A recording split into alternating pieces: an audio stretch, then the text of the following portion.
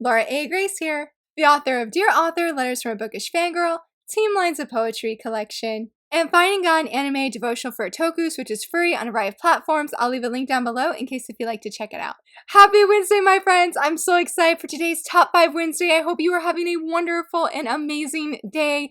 Today's Top 5 Wednesday prompt is really exciting because it's actually more of a challenge today. But in case if you're not familiar with Top 5 Wednesday was formed by Lainey back in 2013. The group is now since on Goodreads, and I'll also leave a link down below in case if you'd like to check it out. Basically, each week our host puts together a series of prompts, and on that Wednesday we answer that prompt with 5 books, but in this case I do manga, and then share our picks for that day. Today's prompt is 3-word titles. So we all know in manga that because of light novels, that we are getting these extremely long titles. In fact, for a good example, we could do My Next Life as a Villainess, All Routes Lead to Doom. Obviously not 3 words, and we keep seeing in the manga community more and more of these kind of super long titles. So it was fun to think of or do some research of what are 3-word titles that just have 3 words. And I had to really think about it because there was one of them. I was well, technically there's a hyphen, so it makes it 1 word. I was there's 4 words technically in the title. So I didn't do any of those for today because I was well, want to try and stick to the rules here. But the thing is I had checked out some or put some library books on hold because I was well, I want to try and get outside my comfort zone and see what I could find. And none of them are available for me to pick up. And so I was so bummed. Because I was going to do Dragon Ball Z. I think it was a recommendation I got, and I think it's called Nisakoi False Love. I'm really excited for that one. What was another one? I'm blanking. There was another one. It was from Tori at Tori Reads Manga, I believe is the name of her channel. She recommended that, and I found my library had the whole series, so I was definitely wanting to do that one, but that one's not ready either. So I'm going to sort of wing it for today since my original picks or choices were not ready, but we're going to go ahead and start with number 1. I do not have this series any longer. It's a long story, but I am going to say Love of Kill, which is definitely 3 words. Long story short, I decided to drop it because I was struggling a little bit with the blood element, and the reason I'm doing this one is because I love the anime. I cannot apparently do the manga, but I can do the anime, and the anime has been absolutely amazing. So good. In fact, the last episode I watched, I think one more has released since then, was such a cliffhanger, and I really debated about going and getting all the volumes of the manga because I just have enjoyed it so much. It's just very good. Definitely recommend it though. Like I said, be forewarned about the blood because our main dude, he's not afraid to shoot people, and so sometimes it can be a little bit violent. And I was really surprised to find out that Love of Kill is 13 and up for the age rating, and I was oh, I would have thought it was higher for some reason, because even though Demon Slayer is definitely bloody and you have a lot of blood in that manga / anime, it's different. I don't really know why, and I'm assuming it's just because of the gun aspect. I don't know, but I wanted to feature Love of Kill because, like I said, I'm really enjoying the anime. Since Demon Slayer ended, Love of Kill is really the only anime that I have been keeping up with. So yeah, it's been interesting. So yes, Love of Kill. For number 2, I was trying to think if I featured this one recently, and I don't know if I did. And even if I did, I'm gonna do it again because I love this manga, and that is High School Debut. Yes!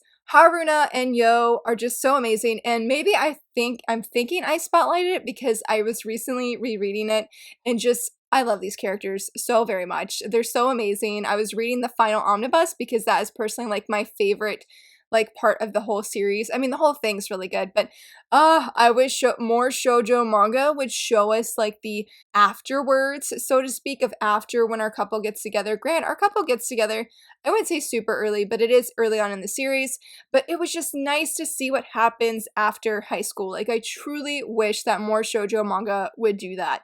And so I love the omnibus because it does show you that afterwards, and it was just it was just really great. I think that one did have, or maybe it was a different one. I think it was a different one. I would say there was one volume though that involved Yo and another girl. I did not like that one. And I don't remember if that was in the omnibus. I don't think it is in that final omnibus. But anyway, that was a ramble. Sorry. But I love High School Debut. It is such an amazing shoujo manga. I would highly recommend to any person that is like looking for shoujo manga to read.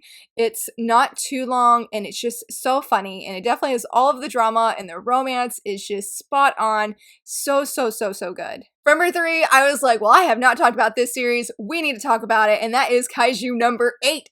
Yes! Yes. Like, one of my favorite manga that released last year. I did feature it in this video up here. Oh, it is so good. Like, what is there to say that hasn't already been said about this Shonen Jump title that is, like, getting all of the love right now? Rightfully so. It deserves to be in the spotlight. It is just absolutely amazing. I really love this series. I do have an arc of volume 2, and I have not had a chance to, like, sit down and fully read it. I have read, I think, like, well, I should say I skimmed about half of it because, oh my goodness, Ichikawa is on the cover, and he is my favorite guy from that series, or from the series, I mean. And I just love him. I just love him. He's just great. He's just great. Him and Kafka both are just amazing characters. I love the beginning of volume 2, and I'm so excited for the second volume to release. I believe it comes out the beginning of next month. And I'm like, yes, I am always on board for more Kaiju number 8. And I did hear the other day, or I read a comment that somebody said that we are supposed to get like an actual anime in like 2023 or 2024. And I'm just like, yes, I'm totally here for that. Here for all of the Kaiju number 8. Strongly recommend. It's a newer series, so hopefully it's not hard to find. At least you don't have to worry about like missing volumes, because there's only one volume out so far as of filming this video. For number 4, oh man, I'm so excited to feature this one, and that is Cells at Work. Oh my goodness. So I've had volume 1. It was actually a gift from a friend at Beneath the Tangles when we did Secret Santa last year. And I love Cells at Work. I love the anime. I still have need to catch up on the second season, but I've seen the first season at least 2 or 3 times. That is how much I love this couple. They literally are my favorite non-canon ship ever. They are just so amazing. And I just have to say, part of why I am so excited for Cells at Work today is because I think it was like last week. Oh my goodness, I came across this fan fiction piece. So good. So good. I'm going to leave a link down below to check it out. She actually has 2. She has the like original fan fiction piece that she wrote, and then later on she came and she wrote like a continuation sort of thing, and both of them are so good. Like, if you love fan fiction with characters like in character and that sort of read like the manga but don't copy the manga, you must read it. You must read it. It is so good. And their romance is so wholesome. And I was like, this is, if we had a romance, this is what it would be. Oh, I love it so much. So anyway, on top of that, before I read that fan fiction piece, I found volumes 2, 3, and 4 that were like 60% off at a bookstore, probably more than that. I think the most I paid for a volume was like $4, and I went ahead and got it, and I'm waiting for Right Stuff to ship volumes 5 and 6. Well, it's actually been shipped. I'm waiting for it to be delivered at this point now, but I am just, ever since I read that fan fiction piece, I was like, I need more Cells at Work, even though I know there's no romance, but I'm not gonna lie, it's my favorite thing, even though it's technically not a thing. So I just, I love Cells at Work. It is so good. It's different. It's unique. It's fun. The main characters are just absolutely amazing. And like I said, they're my favorite non-canon ship. So if you need some like Cells at Work romance in your life, please go check out that fan fiction piece. It is so good. And even like the second one, it's just as amazing. It is so good. I mean, it's like, it was so creative and just so good. So good. I will stop there. But Cells at Work definitely counts for a 3-word title. For number 5, I realized recently that I have not talked about that, or about this series, and that is 1 Week Friends. This is such a wholesome and amazing series, and it's just so good. I really enjoyed it. I really resonated with our main guy here and why he wanted to be friends with our main girl. I cannot remember her name. I just really resonated with his reasonings. Yes, obviously, well, not yes, obviously, but yes, he does have a crush on her, but just his meaning of friendship and the way that he conveyed his friendship to her just really resonated with me as a reader, and I definitely did a video review of like all those thoughts, and it just was such a good and pivotal time that I read this series, and it was a recommendation from my friend Maeve, and so that's just like another reason why this series is really special to me. I only have volumes 6 and 7 because our library had volumes 1 through 5. I don't know why my library has series but then doesn't have like the final volume. Like A Silent Voice is the same exact way. They have volumes 1 through 6, but they don't have volume 7. I don't know. But this is definitely a series I would recommend if you sort of want a romance, but not necessarily really. You want a story that's fully focused on friendship and just everything with that. It's so good. The characters are very sweet, and the artwork is absolutely adorable. Had to make sure it wasn't volume 7. Oh, that was a good page. Let's look at that one. Like, look at them. Look at them.